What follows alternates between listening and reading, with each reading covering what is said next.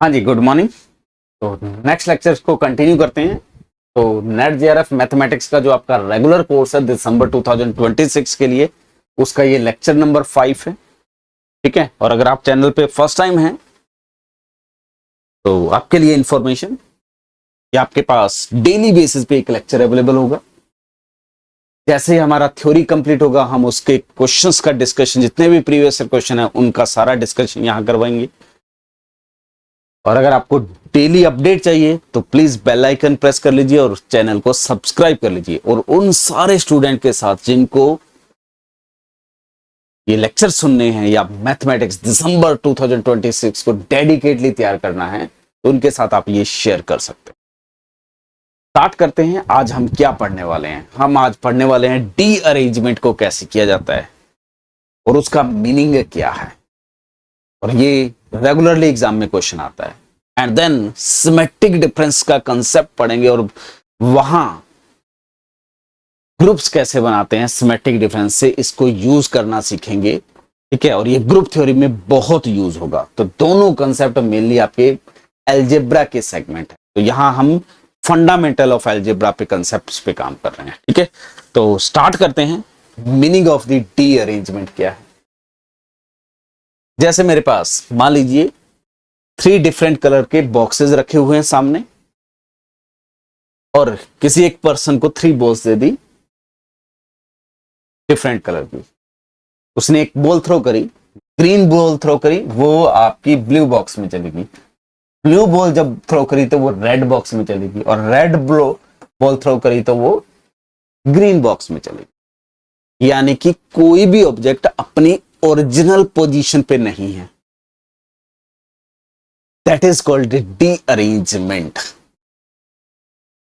Similar एक example, एक post office से 100 पोस्ट करी गई डिफरेंट एड्रेस पे, और कोई भी पोस्ट अगर अपनी ओरिजिनल एड्रेस पे ना पहुंची, that is called a D arrangement.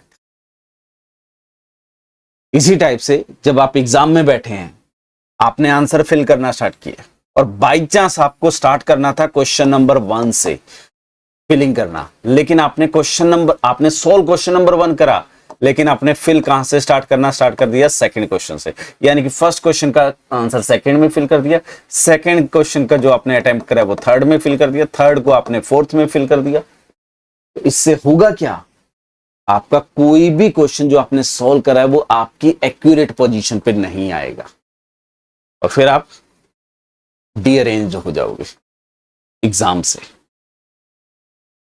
तो ये भी एक बहुत केसेस मैंने देखे हैं जो यहां एग्जाम्स में होता है। एक ऑर्डर ही चेंज हो गया है, 2 क्वेश्चन पोजीशन गलत जगह भर दिया। ठीक है, ये जनरली होता था जब आपके पास हार्ड कॉपी आती थी। ऑनलाइन सॉफ्ट कॉपी में जनरली नहीं होता है। ठीक है, अब मीनिंग समझते हैं डी अरेंजमेंट का और कैसे कैलकुलेट करेंगे लैंग्वेज में। The number of permutation of a set where no element appear in its original position. अगर सेट में n एलिमेंट है, अज्यूम कर रहे हैं कि उनकी पोजीशन फिक्स है, अगर हम उनको परम्यूट कर दें और उसके बाद जो नया सेट बनेगा उसमें कोई भी एलिमेंट अगर अपनी ओरिजिनल पोजीशन में नहीं है, तो that is called D arrangement of n element, और इसको डिनोट करेंगे dn से। और हमारा टास्क क्या है? इस dn की वैल्यू कैलकुलेट करना। ठीक है, अब कैसे कैलकुलेट करेंगे? तो अज्यूम कर लेते हैं कि लेट आपके पास S जो है उसमें n एलिमेंट है। ठीक है, मैं A1 डिनोट करता हूं कि first element is in its position, it's original position.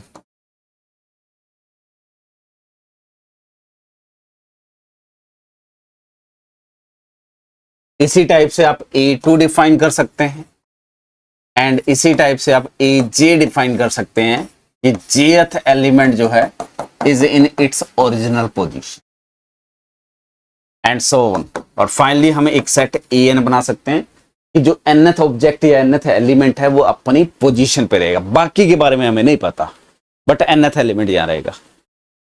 अगर मैं, अब देखो हमने इससे पहले यूनियन पढ़ा हुआ है, सिमेट्रिक सॉरी डिफरेंस पढ़ा हुआ है, कॉम्प्लीमेंट पढ़ा हुआ है, उन सब का यूज करना होता है क्वेश्चंस करते टाइम।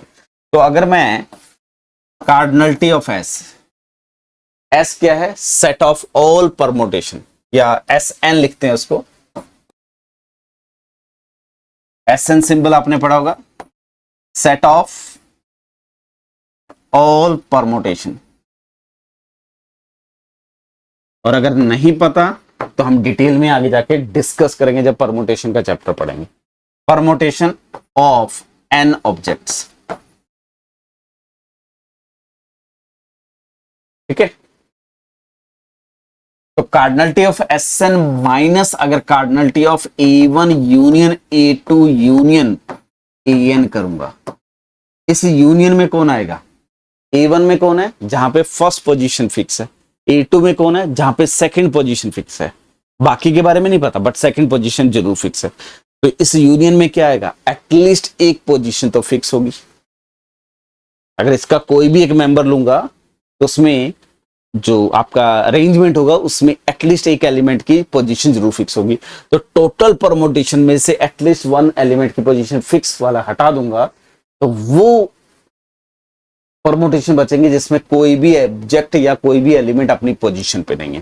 तो हमें ये एक्सप्रेशन चाहिए, ठीक है। अब ये एक्सप्रेशन कैसे सोल्व होगा, तो जब हम यूनियन की कार्डिनलिटी लिखते हैं तो cardinality of A1 union A2 union A3, हमने यूनियन के लिए एक फॉर्मूला ड्राइव करा था, तो उसी का बेसिकली एक्सटेंशन है। तो it is summation cardinality of AJ, ठीक है, J varying from 1 to n minus summation cardinality of AJ intersection AI intersection AJ with I less than J less than or equal to n greater than or equal to 1, यानी कि two sets का intersection, but repetition नहीं होना चाहिए। तो A1 का A2 के साथ इंटरसेक्शन, A1 का A3 के साथ intersection, plus summation 1 less than I less than J less than K less than और इक्वल टू n इंटरसेक्शन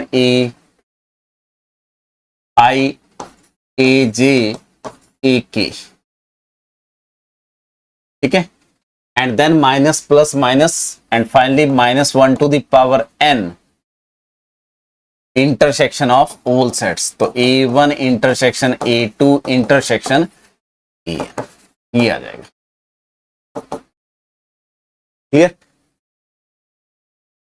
तो अब आपके पास अगर मैं कार्डिनलिटी ऑफ AJ की बात करूं, वो क्या होगा, AJ में क्या है, jth पोजीशन फिक्स है, बाकी पोजीशन किसी भी टाइप से प्रमोट कर सकते हैं। तो आपके पास टोटल कितनी पोजीशन थी, से A1 पोजीशन, A2 पोजीशन, और यहां कहीं ना कहीं AJ position, AJ plus 1 AN।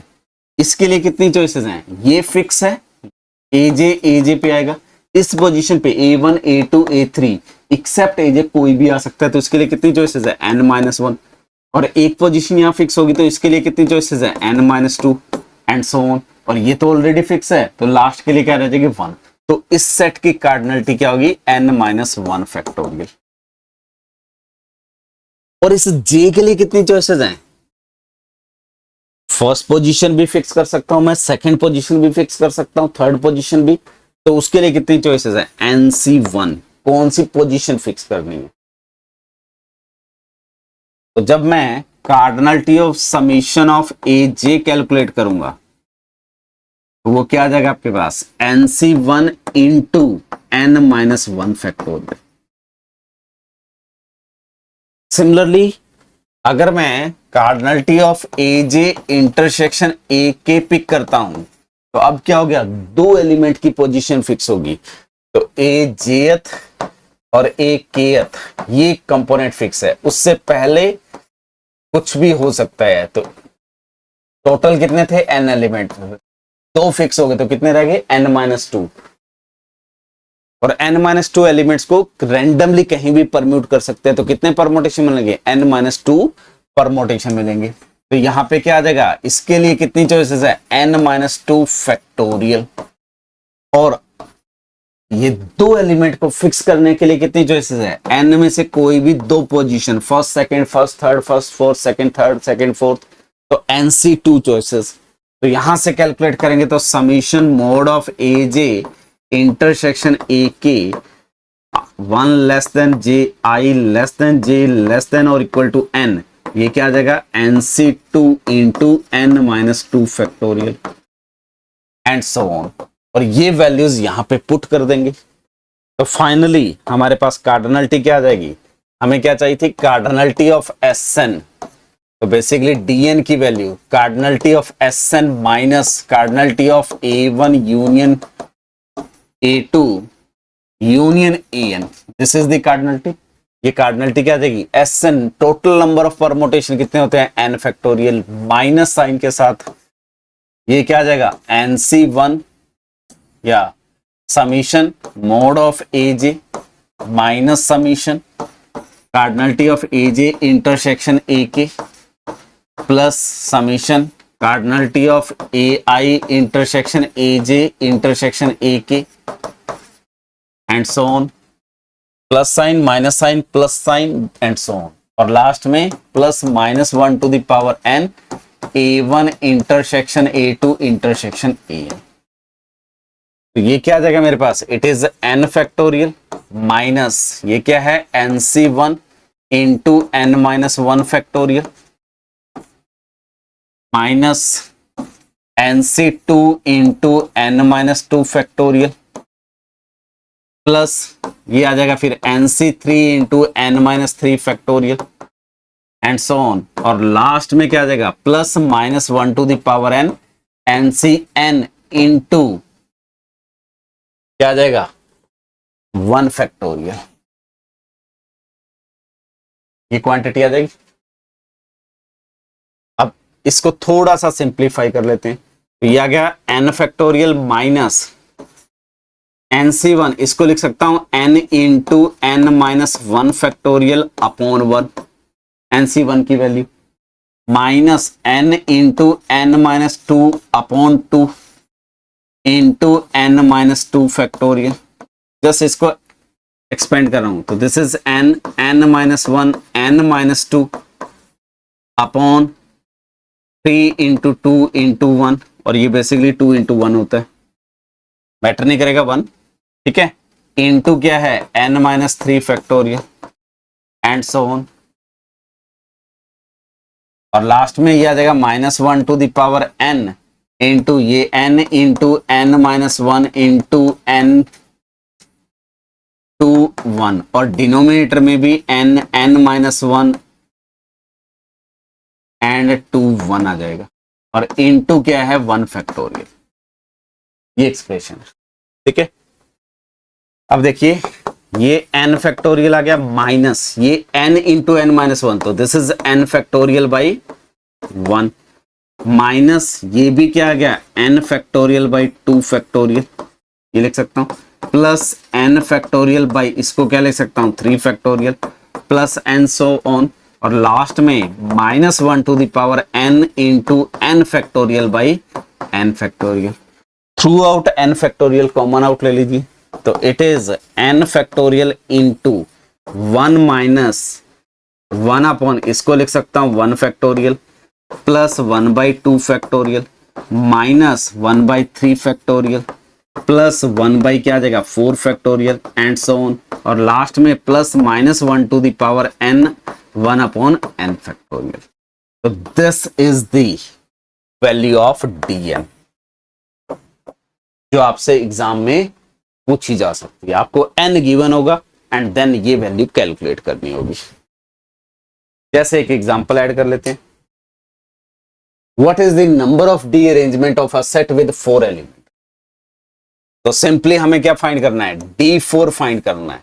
तो d4 का मीनिंग क्या है 4 factorial into 1 minus 1 by 1 factorial plus 1 by 2 factorial minus 1 by 3 factorial plus 1 by 4 factorial. ठीक है, इसको आप ऐसे सॉल्व करेंगे, it is a 4 factorial minus second भी 4 factorial plus 4 factorial upon 2 factorial minus 4 factorial upon 3 factorial और प्लस 4 फैक्टोरियल अपॉन 4 फैक्टोरियल।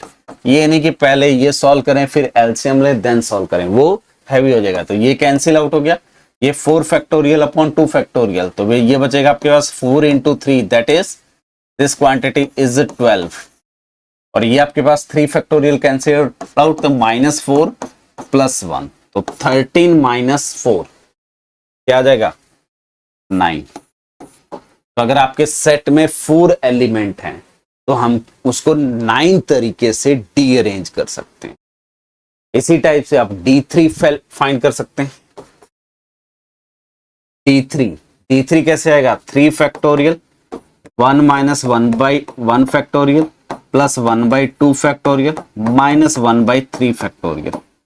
इसको अगर देखेंगे तो it is a 3 factorial minus 3 factorial plus 3 factorial by 2 factorial और माइनस 3 फैक्टोरियल बाई 3 फैक्टोरियल।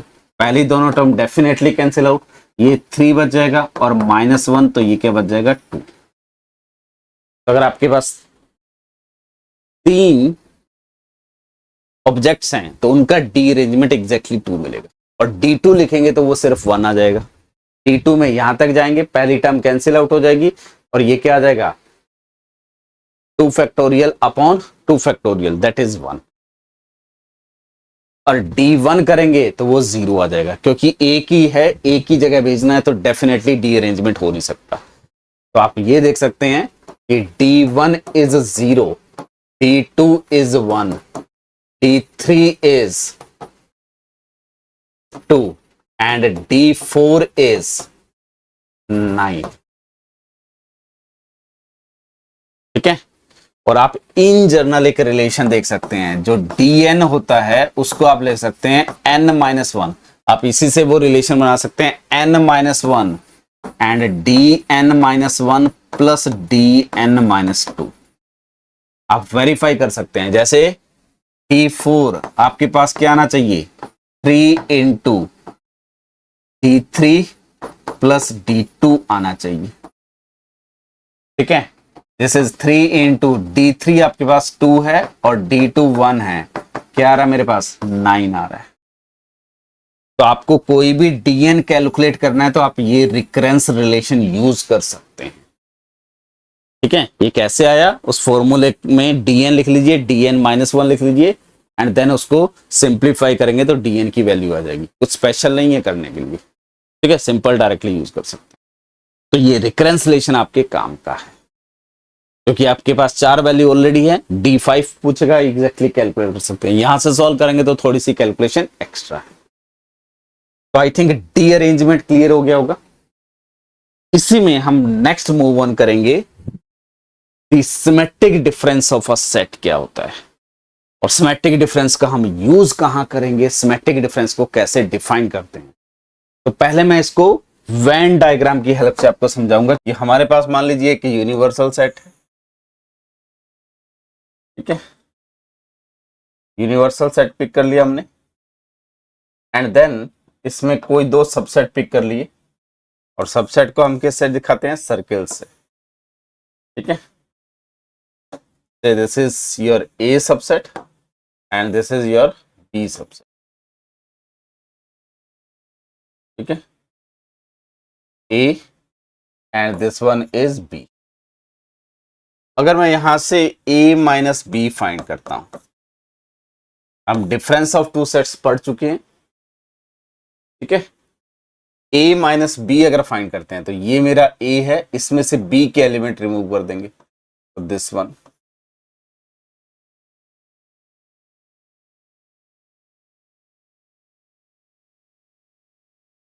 ठीक है, and b minus ए अगर फाइंड करते हैं तो ये आपका a माइनस बी है।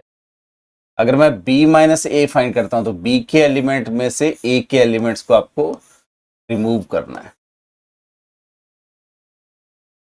तो ये जो सेगमेंट है दिस इज b माइनस, लिख सकते हैं। जब इन दोनों सेट्स का यूनियन पिक कर लेते हैं that is called symmetric difference of A with B, और इसको ये नोटेशन दिया गया। This is the notation for a symmetric difference. इसका बेसिक मीनिंग क्या हुआ, अगर ये समझा गया तो बहुत जगह काम क्वेश्चन इजीली हो जाएंगे। यहां कौन से एलिमेंट है जो एग्जैक्टली ए में आ रहे हैं, बी में नहीं आ रहे? यहां कौन से एलिमेंट है जो सिर्फ बी में आ रहे हैं, ए में नहीं आ रहे? या इस चीज को हम ऐसे करें कि अगर ये पूरा बी पिक कर लें एंड इस पूरे ए को पिक कर लें, उसमें से ये वाला पार्ट कौन है?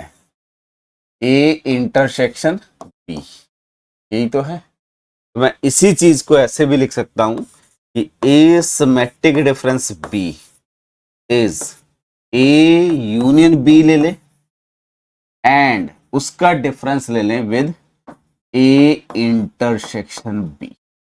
This is also called a symmetric difference of A and B. तो ये दो सेट का सिमेट्रिक डिफरेंस। इसका मीनिंग क्या है? The symmetric difference of two sets, अगर आपसे कहीं भी पूछा जाए the set of elements which are belonging to either in A और in B but not in both. A union B लिखते हैं तो हम क्या लिखते हैं?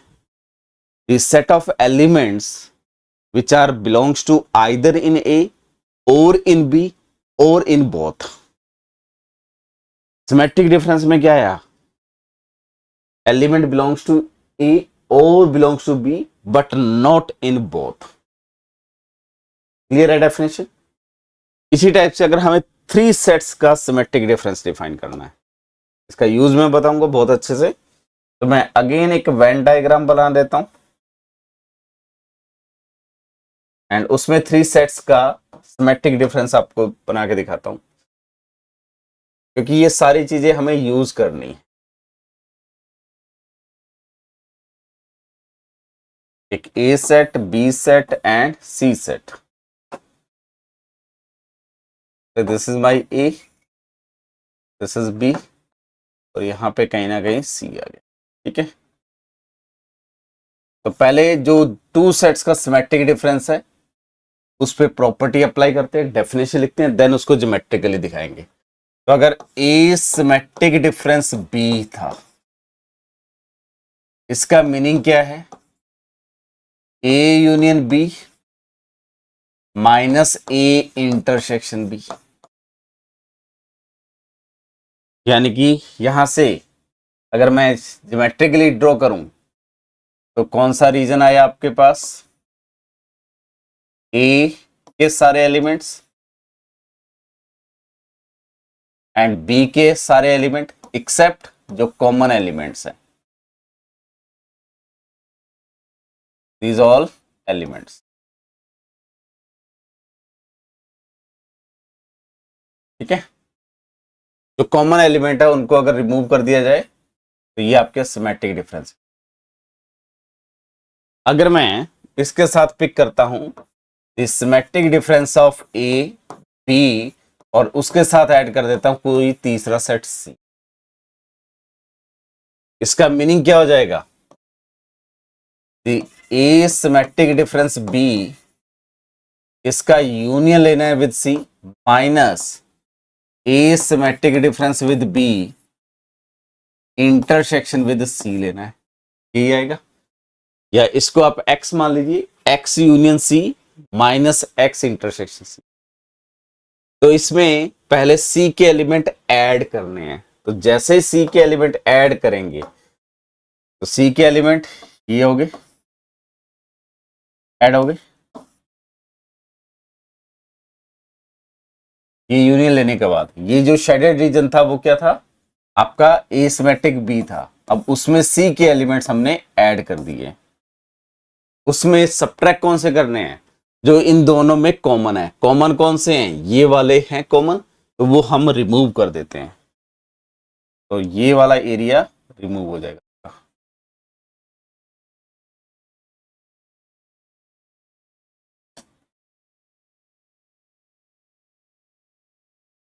ये कॉमन एलिमेंट्स हैं तो ये सारे बाहर चले गए। और इस साइड ये कॉमन है तो ये भी आउट हो गए। तो क्या बचा है आपके पास? ये वाले एलिमेंट, ये वाले एलिमेंट और ये एलिमेंट। इसका मतलब क्या है? वो एलिमेंट जो ए में है या बी में है या सी में है या तीनों में कॉमन है। तो अगर आपसे पूछा जाए कि स्कूल में 10th क्लास में मैथ्स के स्टूडेंट है, मैथ्स सब्जेक्ट है, साइंस सब्जेक्ट है एंड एक इंग्लिश पिक कर लेते हैं, ठीक है। वो सारे स्टूडेंट जो मैथ्स में 60% से ग्रेटर लेके आए हैं,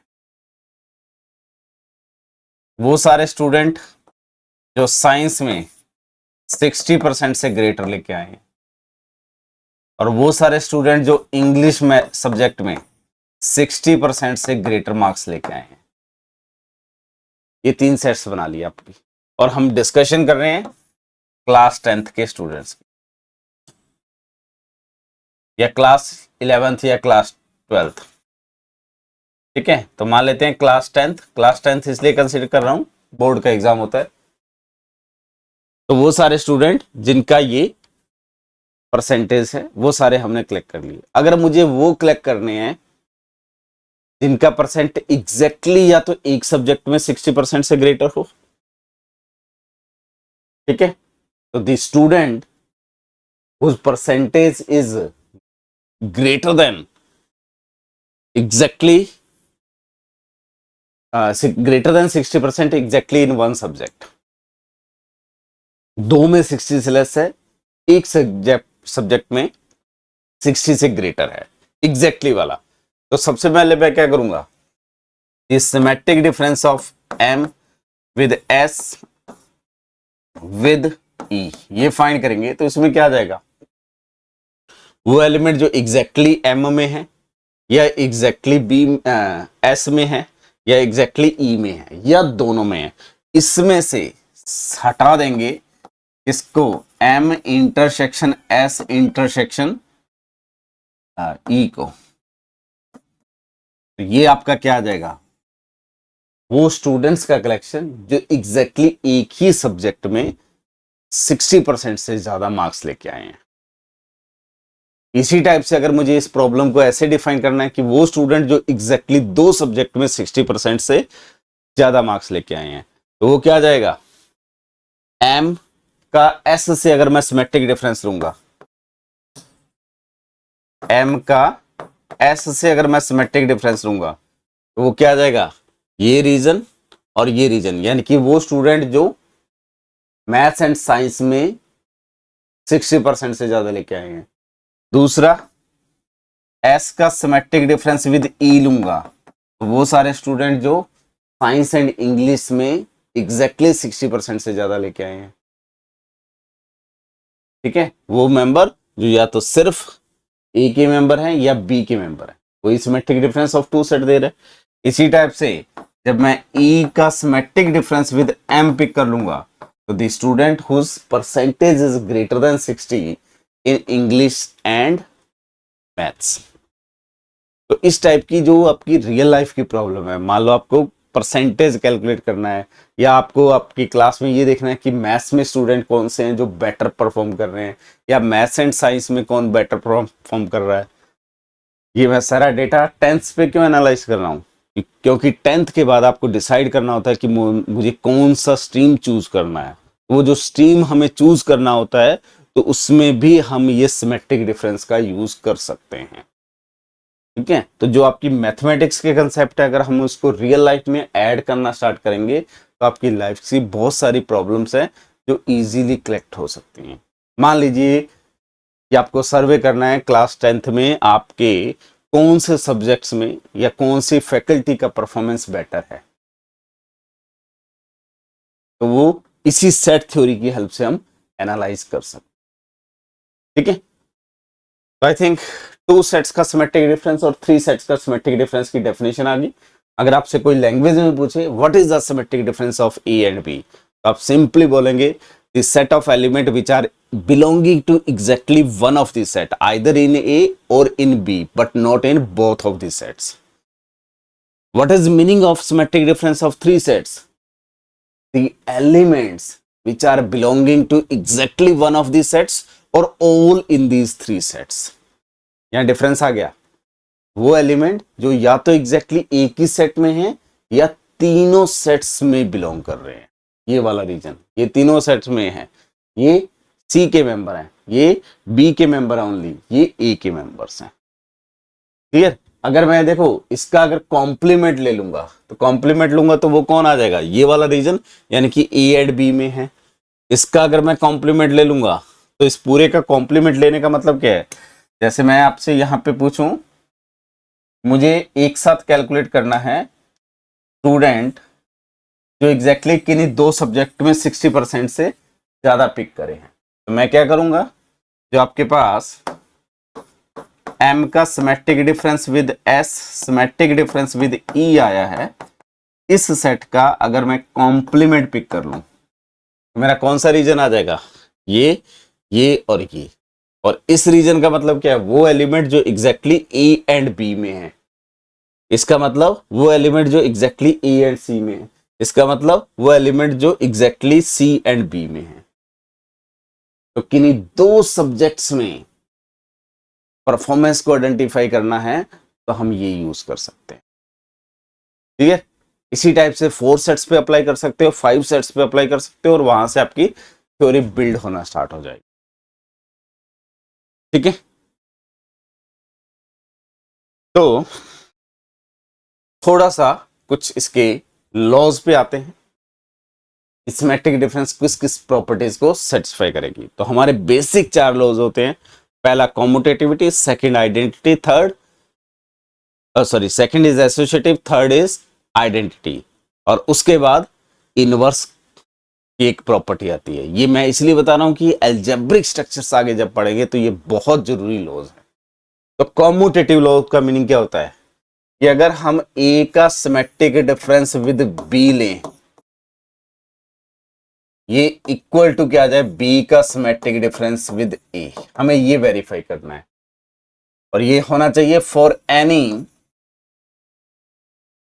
ए and B are subsets of, इसका सबसेट चाहिए हमें universal set. Simple definition, A symmetric difference B का मीनिंग क्या है, it is A union B minus A intersection B. ये हमने अभी डेफिनेशन लिखी, यूनियन में से इंटरसेक्शन हटा देंगे, और ये इक्वल टू क्या है, हम यूनियन पढ़ चुके हैं कि B union A equal to A union B, minus इसको लिख सकता हूं बी इंटरसेक्शन ए, क्योंकि इंटरसेक्शन और यूनियन कॉम्यूटेटिविटी को सेटिस्फाई कर रहा है। और ये किसकी डेफिनेशन है, it is a symmetric difference between V and A. Clear? तो ए का बी के साथ सिमेट्रिक डिफरेंस लें या बी का ए के साथ सिमेट्रिक डिफरेंस लें, अब बाय डेफिनेशन भी बता सकते थे कि symmetric difference of A and B किसको रिप्रेजेंट कर रहा है, वो एलिमेंट जो एग्जैक्टली ए में या बी में है। तो बी और ए का सिमेट्रिक डिफरेंस भी वही होगा, जो है वो एलिमेंट जो एग्जैक्टली बी में है या ए में है, दोनों का मीनिंग सेम है। तो the symmetric difference satisfying the commutative property और कॉम्यूटेटिव लॉ। क्लियर? इसी टाइप से एसोसिएटिव लॉ, एसोसिएटिव लॉ क्या होता है कि आप मुझे कोई भी 3 रैंडम सेट दे दीजिए, for any A B C subsets of U, कोई यू कौन है, मेरा यूनिवर्सल सेट है। सेट थ्योरी की जितनी भी थ्योरी है वो किसी ना किसी यूनिवर्सल सेट के रिस्पेक्ट में बात करी जाती है, रैंडमली आप बात नहीं करेंगे। ठीक है, देन एसोसिएटिव लॉ का मीनिंग क्या है, लेफ्ट टू राइट एलिमेंट्स को ऑपरेट करें, तो ए को बी पे ऑपरेट करें एंड देन इसको सी पे ऑपरेट करें, या पहले बी को सी पे ऑपरेट करें एंड देन उस पे ए ऑपरेट करें। ये हमारा रिजल्टेंट हमेशा क्या आना चाहिए, सेम। तो then it is called associative property. हमें वेरीफाई करना है ये ट्रू होगा या नहीं होगा, तो सिंपली वेन डायग्राम बनाते हैं और वहां से आपको एक्सप्लेन कर देंगे। तो पहले ये स्ट्रक्चर बनाते हैं। ये आपका यूनिवर्सल सेट आ गया और इसमें 3 सेट्स बना लेते हैं, तो यूनिवर्सल सेट बना लेते हैं। यहाँ पे 2 साइड आपको प्रूफ करना है, ठीक है। एंड देन हमें सर्कल्स चाहिए 1 2 3 और 3 यहां चाहिए 1 2 3। इनको एडजस्ट कर देते हैं। This is my A set, this is B set और दिस इज सी सेट। यहां पे आएंगे A set, B set and this is C set. Clear? A B and सी।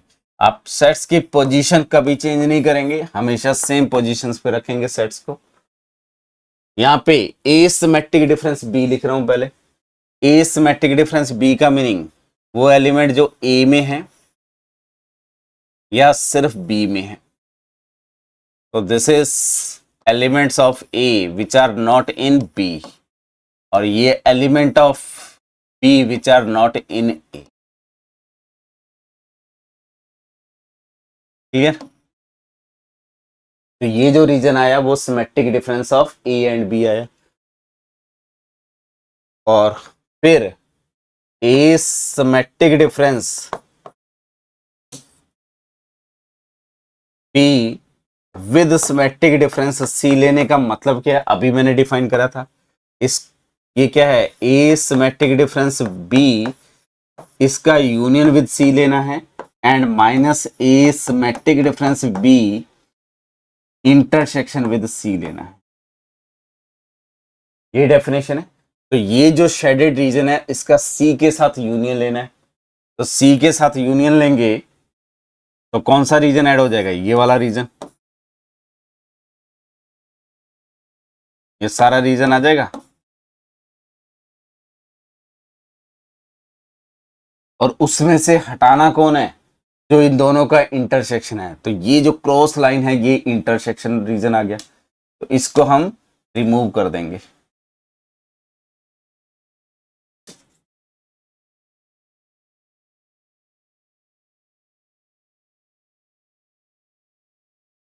तो आपके पास जो रीजन बचेगा वो ये रीजन बच जाएगा।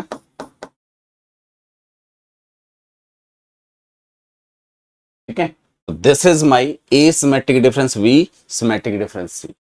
यहां पे आएंगे, पहले बी और सी का सिमेट्रिक डिफरेंस लेना है। तो बी और सी के सिमेट्रिक डिफरेंस का मीनिंग क्या है, बी के एलिमेंट जो सी में नहीं है, तो these are element of B which are not in C, and C के एलिमेंट जो बी में नहीं है। तो ये जो रीजन है ये कौन सा रीजन है, B symmetric difference with C. और उसका ए के साथ सिमेट्रिक डिफरेंस लेने का मतलब क्या है, A union B symmetric difference with C and then इसमें से सब्ट्रैक्ट करना है A intersection B symmetric difference with C. ये तो करना है। तो पहले ए का यूनियन ऐड कर देंगे। तो ए का यूनियन ऐड करेंगे तो ये वाले सारे एलिमेंट्स ऐड हो जाएंगे जितने भी ए में एलिमेंट्स हैं, ये सारे ऐड हो गए।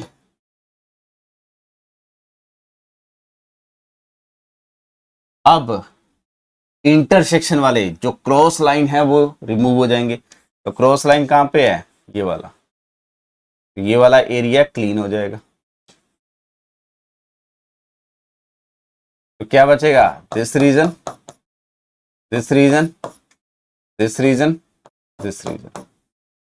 दोनों आप सेट देख सकते हैं एग्जैक्टली सेम सेट। तो by Venn diagram this property always hold. ठीक है, तो this symmetric difference satisfying the associative property. और एसोसिएटिविटी का मीनिंग क्या है, हम एलिमेंट्स को लेफ्ट टू राइट ऑपरेट करें या राइट टू लेफ्ट ऑपरेट करें, रिजल्टेंट पे फर्क नहीं आना चाहिए। ठीक है, इसी टाइप से कुछ और लॉज देखते हैं। Identity law. आइडेंटिटी लॉ का मीनिंग क्या होता है थोड़ा सा पहले बताते हैं। मान लीजिए कोई भी हमारे पास स्टार ऑपरेशन है। अब ये स्टार का मतलब क्या हो सकता है, जब मैं सेट थ्योरी में बात करता हूं, it can be union, it can be intersection, it can be difference of sets, और it can be symmetric difference. Set theory में स्टार इज अ ऑपरेशन। ठीक है, और ये ऑपरेशन इंटरसेक्शन नंबर सिस्टम में भी हो सकता है, सेट थ्योरी में भी हो सकता है, कोई भी ऑपरेशन है। अब हमारा डिस्कशन सेट थ्योरी में है, तो इसलिए सेट थ्योरी में मेनली हम 4 टाइप के ऑपरेशंस की बात करते हैं: union, intersection, difference of set and symmetric difference. अब आइडेंटिटी का मीनिंग क्या होता है, कोई भी आप ए पिक करें विच is a subset of you, universal set.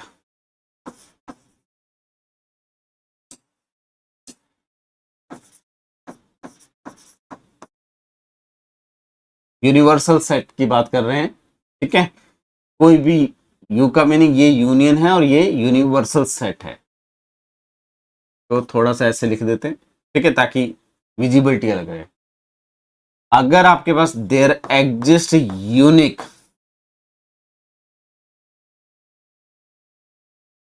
Some B which is a subset of this universal set such that A star B जो है इज इक्वल टू ए और बी स्टार ए भी ए रहे, तो ये जो बी होता है, बी को हम बोलते हैं इज आइडेंटिटी।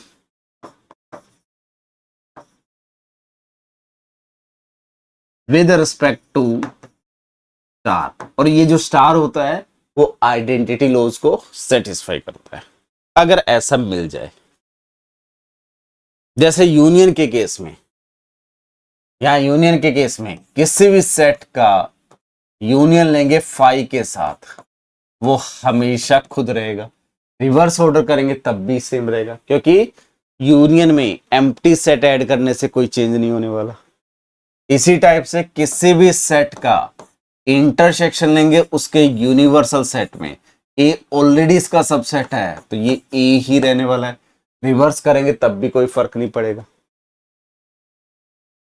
ठीक है, लेकिन यहां पे आइडेंटिटी लॉ होल्ड नहीं करेगा। रीजन क्या है, किसी भी सेट में से अगर मैं बी को सब्ट्रैक्ट कर रहा हूं, इसको ए लाना है।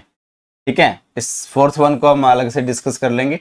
एंड बी में से ए को सब्ट्रैक्ट करने पे भी ए आना चाहिए, तो इस बी को हम आइडेंटिटी या यूनिटी बोला जाता है मेनली। अब ए में से बी को अगर हटा रहे हैं, अगर बी में एक भी एलिमेंट आ गया, ये प्रॉपर्टी हर ए के लिए ट्रू होनी चाहिए। अगर बी में एक भी एलिमेंट आ गया तो डेफिनेटली वो एलिमेंट यहां से हट जाएगा, तो इक्वल टू ए नहीं आएगा। तो इसके अकॉर्डिंग बी को क्या होना चाहिए, 5 होना चाहिए। और अगर बी 5 हो गया तो 5 में से ये हटाएंगे तो ये क्या आ जाएगा आपके पास, ए इक्वल टू 5। लेकिन ये प्रॉपर्टी हर ए के लिए ट्रू होनी चाहिए थी, तो इसलिए जब हम डिफरेंस ऑफ टू सेट्स पढ़ते हैं तो उसमें आइडेंटिटी का एग्जिस्टेंस नहीं होता। क्लियर। अब आते हैं यूनिवर्सल सेट सिमेट्रिक डिफरेंस पे। अगर हम सिमेट्रिक डिफरेंस लेते हैं, तो अगर मैं किसी भी सेट का सिमेट्रिक डिफरेंस ले लूं विद 5, तो क्या होगा, A union 5 minus A intersection 5, ये आ जाएगा। किसी भी सेट का एम्प्टी सेट के साथ सिमेट्रिक डिफरेंस लेंगे तो ये क्वांटिटी आ गई। ए यूनियन 5 का मतलब ए माइनस ए इंटरसेक्शन 5 का मतलब 5 इज इक्वल टू ए आ जाएगा। और ए सिमेट्रिक डिफरेंस लिखूं या 5 सिमेट्रिक डिफरेंस विद ए लिखूं, रिजल्टेंट दोनों सेम है, क्योंकि कॉम्यूटेटिव लॉ ऑलरेडी पढ़ चुके हैं हम। और ये ट्रू हो गया for every A which is a subset of your universal set. तो सिमेट्रिक डिफरेंस में जो एम्प्टी सेट है वो आइडेंटिटी को रिप्रेजेंट करता है। और ये आइडेंटिटी लॉ को सेटिस्फाई कर। क्लियर? इसी टाइप से आते हैं सेल्फ इनवर्स लॉ। इसका मतलब क्या है? सेल्फ इनवर्स का मतलब क्या होता है कि किसी भी एलिमेंट को खुद पे ऑपरेट करो, रिजल्टेंट आपका क्या आ जाए? आइडेंटिटी।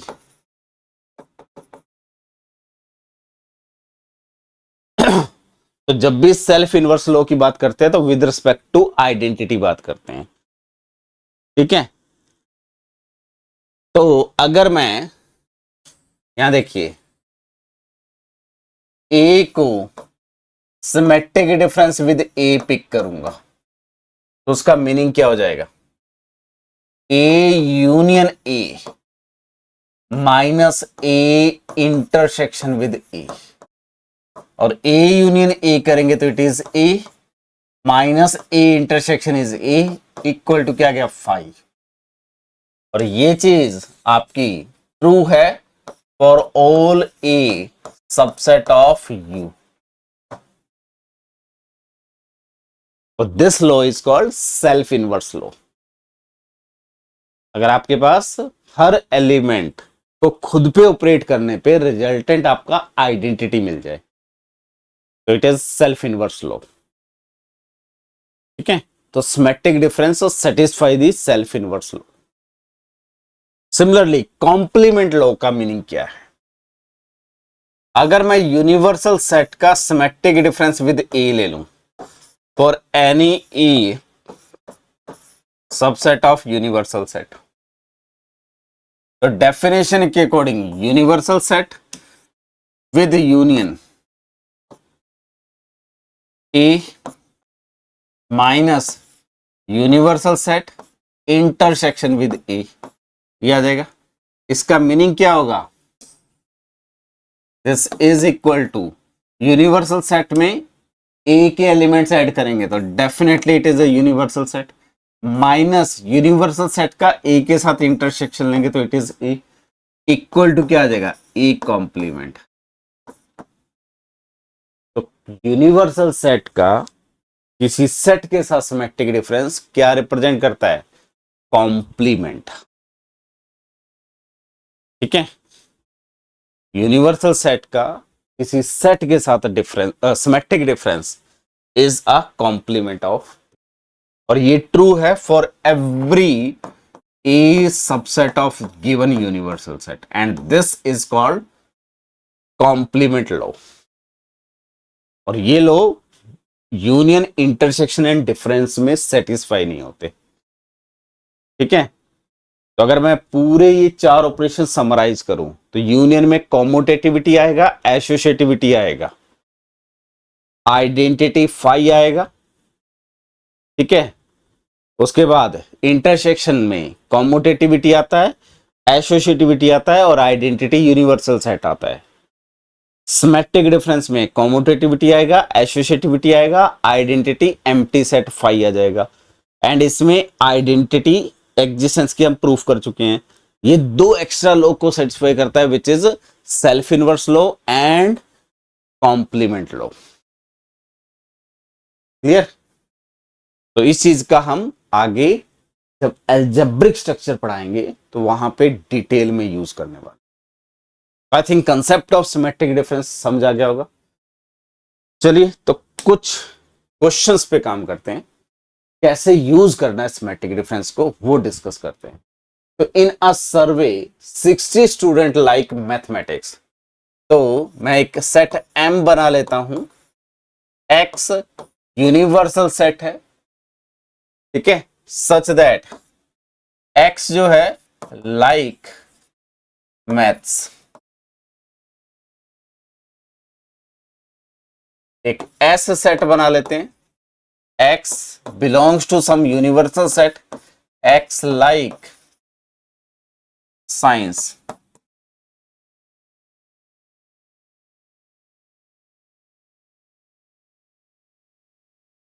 And 20 like both. तो आपके पास मैथ्स लाइक करने वाले कितने स्टूडेंट है? 60 स्टूडेंट है। साइंस को लाइक करने वाले कितने स्टूडेंट हैं? 45 स्टूडेंट्स हैं। और दोनों को लाइक करने वाले कितने स्टूडेंट हैं? 20 स्टूडेंट हैं। हमें चाहिए how many student like exactly one of these two subject. तो exactly one of these two subjects का मीनिंग क्या है? सिंपली फाइंड करना है M symmetric difference with S. M का सिमेट्रिक डिफरेंस विद एस। अब देखिए इसको करने का तरीका क्या है। हमें चाहिए इस सेट में कितने एलिमेंट होंगे। अब थोड़ा सा मैं दोबारा वेन डायग्राम पे जाऊंगा ताकि आपको चीजें क्लियर हो जाए। और ये हमने यूनिवर्सल सेट बना लिया और इसमें एक एम सेट बना लेंगे, एक एस सेट बना लेंगे।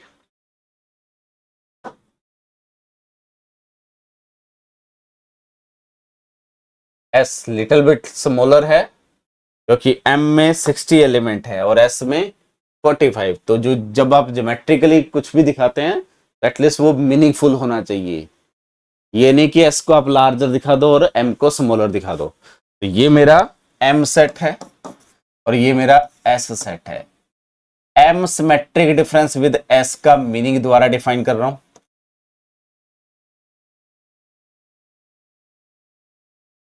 वो डेफिनेशन क्या होती है M symmetric difference with S?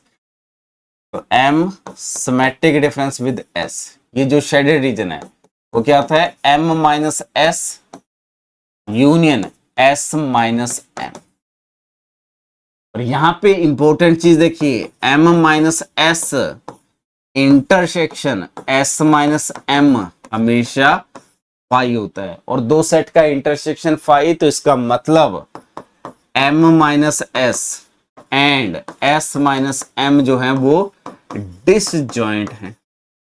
और अगर कोई दो सेट डिसजॉइंट है तो उनकी कार्डिनलिटी करेंगे तो कॉमन कुछ नहीं है, तो डायरेक्टली मैं सम कर सकता हूं। तो यहां जो यूनियन का फॉर्मूला है वो डायरेक्टली यूज कर सकते हैं। तो number of element in M symmetric difference with S is equal to क्या आ जाएगा? Number of element in this M minus S plus number of element in S minus M. ये कर सकते, ठीक है। अब m माइनस एस में एलिमेंट कौन से हैं उसको भी मैं एक तरीके से रिप्रेजेंट कर सकता हूं। m माइनस एस का मतलब क्या है? ये m है, उसमें से ये वाले एलिमेंट हटा दिए। तो m माइनस एस को भी मैं क्या लिख सकता हूं? देखो ये रिजल्ट्स मैं डायरेक्टली यूज कर रहा हूं, प्रूफ आगे हो जाएगा। इसको भी हम इजीली सॉल्व कर पाएंगे उससे। इसको यूनियन से भी सॉल्व कर पाते, ठीक है, यूनियन का भी यूज करके सॉल्व कर पाएंगे और इसका भी यूज करके। मैं दोनों प्रोसेस बताऊंगा। m माइनस एस को हम लिख सकते हैं m, ये m के एलिमेंट है, माइनस क्या कर सकता हूं मैं? m इंटरसेक्शन s लिख सकता हूं। इंटरसेक्शन वाले एलिमेंट हटा दिए और ये m और m माइनस इंटरसेक्शन की जगह क्या कर सकता हूं? Number of element in m minus S equal to लिख सकता हूं number of element in m minus number of element in m intersection s। Similarly इसके लिए कर सकते हैं। तो जब मैं यहां पे वैल्यू लिखूंगा तो इस वैल्यू के लिए फॉर्मूला बन जाएगा, ठीक है। दूसरा मेथड, डायरेक्टली इसको क्या लिख सकता हूं? m symmetric difference with s।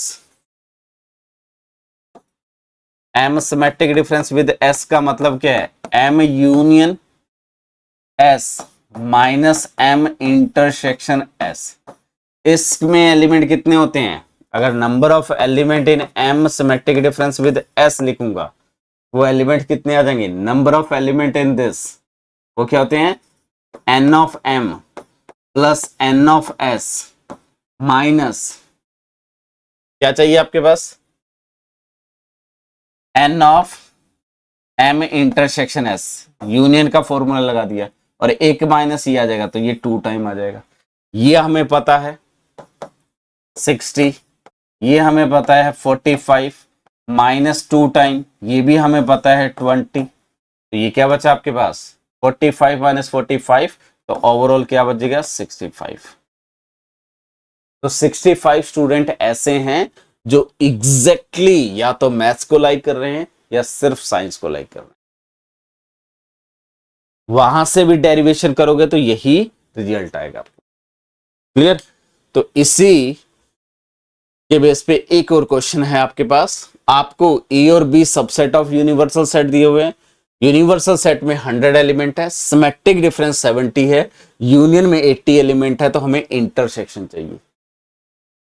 तो सिंपल सा रिजल्ट है, A symmetric difference B is equal to, मेरे पास क्या है, A union B minus A intersection B, ये आ जाएगा।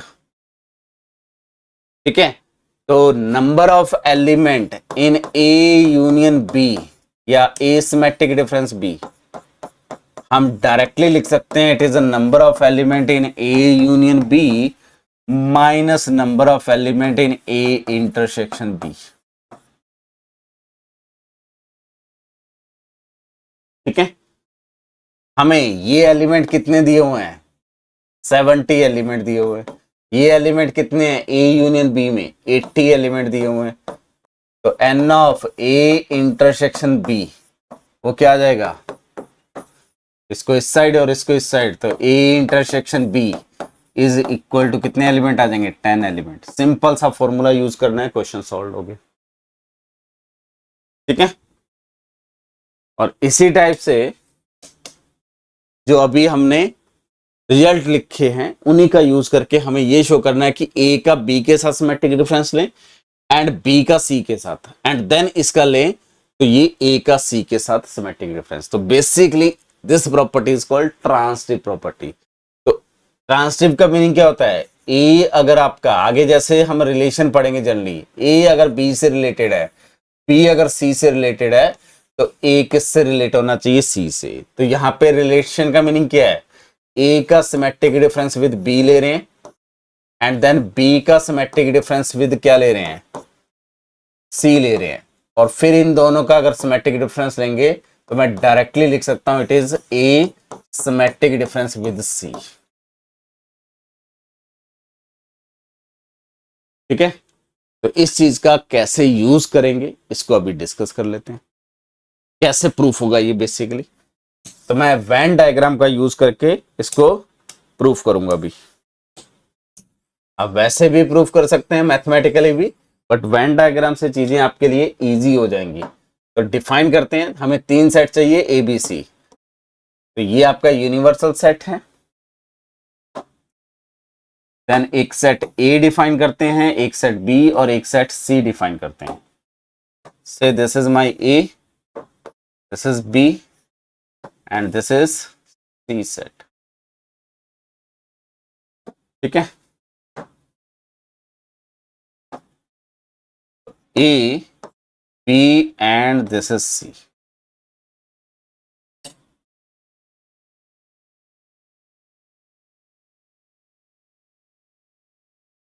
हाँ जी, तो हमें ए सिमेट्रिक डिफरेंस बी लिखना है पहले। फर्स्ट मैं लेफ्ट हैंड साइड बना रहा हूं, तो ये बेसिकली बना रहा हूं A symmetric difference with B, then B symmetric difference with C लेंगे एंड देन इन दोनों का सिमेट्रिक डिफरेंस। तो ए सिमेट्रिक डिफरेंस बी का मीनिंग क्या है, ए के एलिमेंट जो बी में नहीं है एंड देन बी के एलिमेंट जो ए में नहीं है।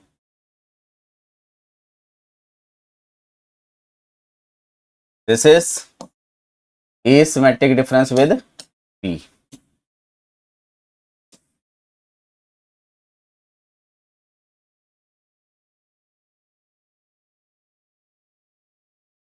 ठीक है, इसी टाइप से B symmetric difference with C pick करते हैं, तो उसका मीनिंग बी के एलिमेंट जो सी में नहीं है और सी के एलिमेंट जो बी में नहीं है।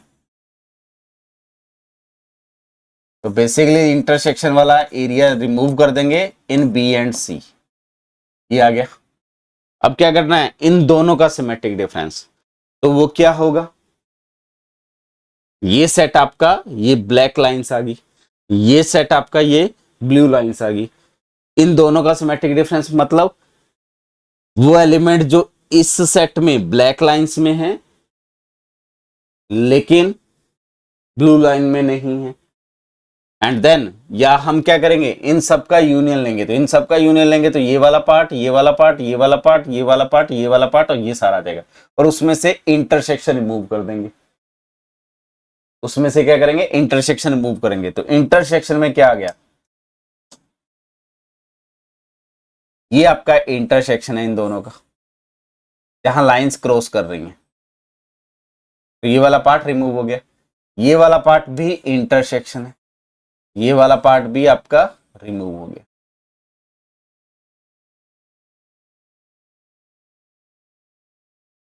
क्लियर? तो आपका रीजन क्या बचा, सिर्फ ये वाला रीजन बचा। और ये रीजन किसको रिप्रेजेंट कर रहा है, देखिए ये एलिमेंट किसके हैं, एग्जैक्टली ए के एलिमेंट, और ये एलिमेंट किसके हैं, एग्जैक्टली बी के एलिमेंट्स। ठीक है, तो दिस इज डायरेक्टली क्या प्रूफ हो गया, it is asymmetric difference with, ये रीजन आएगा, ये वाला रीजन और ये वाला रीजन। इसको आप अलग वेन डायग्राम में बनाना चाहें तो अलग में बना सकते हैं। ये आपका सेट दिया हुआ है और हमारे पास एक set A B and C, B की वैसे जरूरत नहीं है यहाँ पे क्योंकि हमारा ए एंड सी का सिमेट्रिक डिफरेंस है।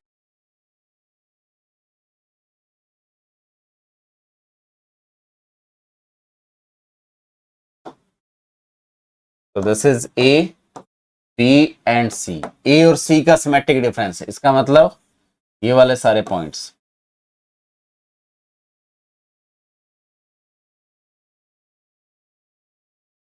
ठीक है, और सी जो ए में नहीं है वो सारे पॉइंट्स। तो अगर आप ये रीजन कंपेयर करेंगे तो ये वाला रीजन आ गया और ये वाला रीजन आ गया, एग्जैक्टली दोनों क्या है, सेम। तो this is my A symmetric difference with C. तो ए का बी के साथ सिमेट्रिक डिफरेंस, देन बी का सी के साथ सिमेट्रिक डिफरेंस, देन इन दोनों का सिमेट्रिक डिफरेंस। इसका मतलब डायरेक्टली ए का सी के साथ सिमेट्रिक डिफरेंस प्रूफ होगी स्टेटमेंट। तो इस टाइप के स्टेटमेंट डायरेक्टली आपसे पूछ सकता है वो। इसी टाइप से एक और स्टेटमेंट, ये फॉर्मूला, इस फॉर्मूले को हम डायरेक्टली थ्योरेटिकली प्रूफ करेंगे। जो ए सिमेट्रिक डिफरेंस बी है उसका मीनिंग क्या है, A minus B minus B minus A, ये आ गया। ठीक है, थोड़ा सा वेन डायग्राम से समझेंगे तो चीजें ज्यादा क्लियर होंगी। ये यूनिवर्सल सेट, ये ए सेट, ये बी सेट।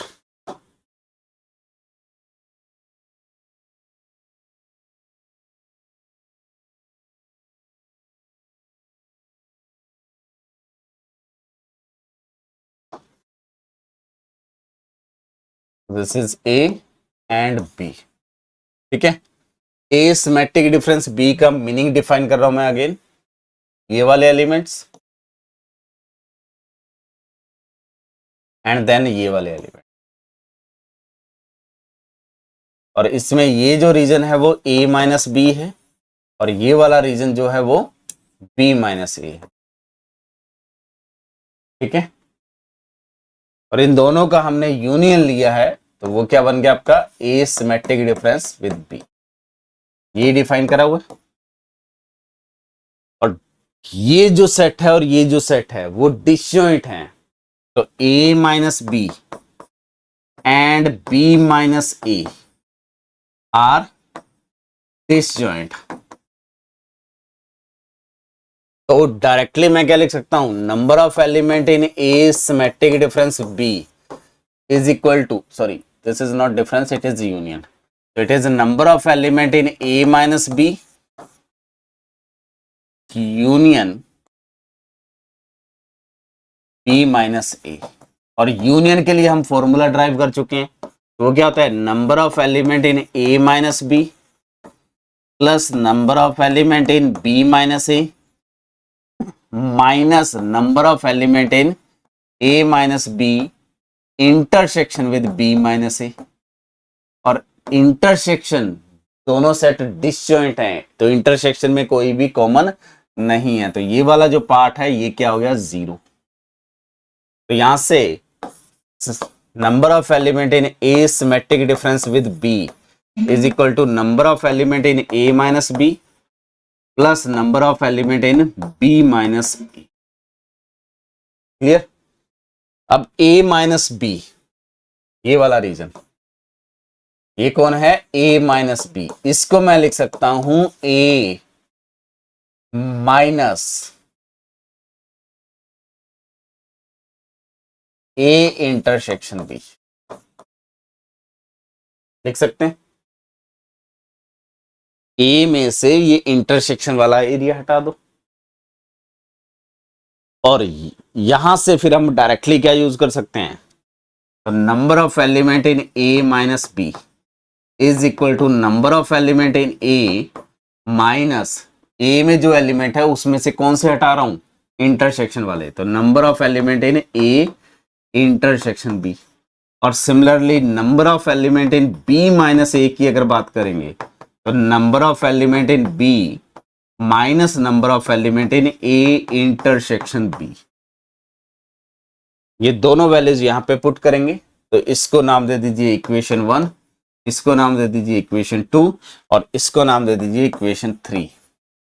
तो यूज 1 एंड 2 इन 3, तो क्या आ जाएगा, number of element in A symmetric difference with B is equal to number of element in A plus, मैं डायरेक्टली वैल्यूज पुट कर रहा हूं, number of element in B, और इंटरसेक्शन वाली टर्म 2 बार सब्ट्रैक्ट हो जाएगी, तो minus 2 time number of element in A intersection B.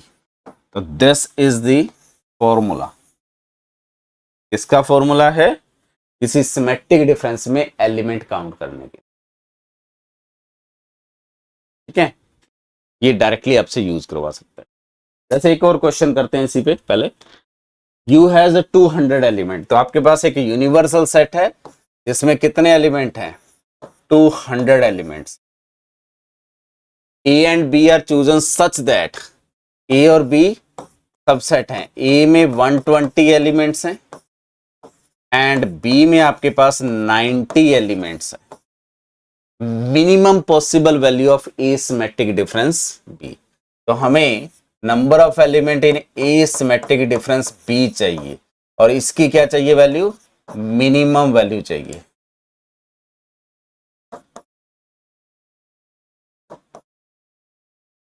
Minimum value of this चाहिए। अभी जो फॉर्मूला ड्राइव करके आए हैं, number of element in A intersection B is equal to number of element in A plus number of element in B minus 2 time number of element in A intersection B, ये आया। Now ये quantity, sorry symmetric difference, minimum value या n of A symmetric difference b is minimum if number of element in A intersection B is maximum।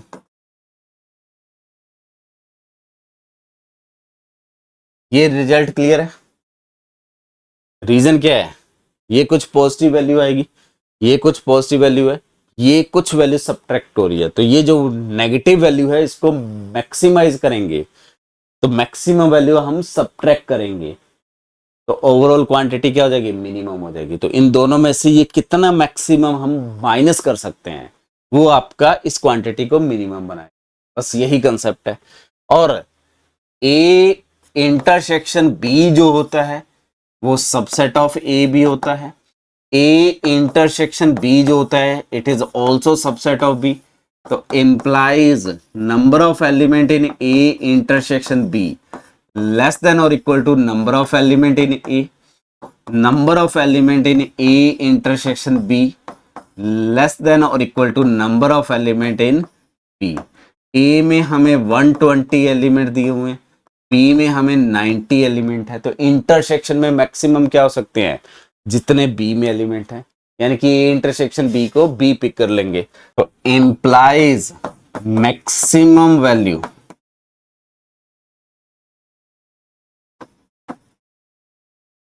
Of n A intersection B is equal to, क्या कर सकता हूं 90, इससे ज्यादा तो नहीं हो सकती क्योंकि मैक्सिमम 90 तक जा सकते हैं। और अगर ये मैक्सिमम 90 है तो implies minimum value of A symmetric difference with B, वो क्या आ जाएगी, इज इक्वल टू, ए की वैल्यू कितनी है 120, बी में कितने एलिमेंट है 90, और माइनस क्या हो जाएगा 2 टाइम 90। ठीक है, तो ये आपके पास क्या हो जाएगा 90 90 कैंसिल आउट, तो ये आपके पास बचेगा 30 एलिमेंट। तो सिमेट्रिक डिफरेंस में मिनिमम 30 एलिमेंट्स। क्लियर? तो इस टाइप का आपसे क्वेश्चन पूछा जा सकता है। तो बेसिकली इसको आप ऐसे लिख सकते हैं, the number of element in A symmetric difference B is at least 30। तो मिनिमम का मतलब ये है। तो इस टाइप की इनक्विटी बना के आपसे ऑप्शंस पूछ सकता है। ठीक है, तो ये एमसीक्यू क्वेश्चन भी हो सकता है और न्यूमेरिकल आंसर टाइप क्वेश्चन भी आपसे बना के पूछा जा सकता है। तो ये था overall concept about the symmetric difference of 2 sets और 3 सेट्स, और उस पे हमने कुछ क्वेश्चन और प्रैक्टिस क्वेश्चन कर। ठीक है, और ये अगर आपको लेक्चर बहुत अच्छा लगा है, आपको पसंद आया, तो प्लीज चैनल को सब्सक्राइब करिए, लाइक करिए और अपने फ्रेंड्स के साथ शेयर करिए ताकि मैक्सिमम स्टूडेंट्स इस चीज का बेनिफिट उठा सकें। एंड ऑफ सेशन गारंटी है कि आप उस पोजीशन पे होंगे, आपको कहीं भी स्पेशली कोई कोचिंग की रिक्वायरमेंट नहीं। ठीक है, आपको प्रैक्टिस करवाई जाएगी, आपको आगे जाके 1 टाइम शॉट दिए जाएंगे ताकि आप पूरे चैप्टर को एक ही शॉट में कंप्लीट कर पाओ। देन उसकी हम प्रैक्टिस करेंगे। कोई भी क्वेरी है तो मुझे व्हाट्सएप करिए, आपको किसी भी टाइप की कोई हेल्प चाहिए तो मुझे इस नंबर पे व्हाट्सएप कर सकते हैं। ठीक है, थैंक यू।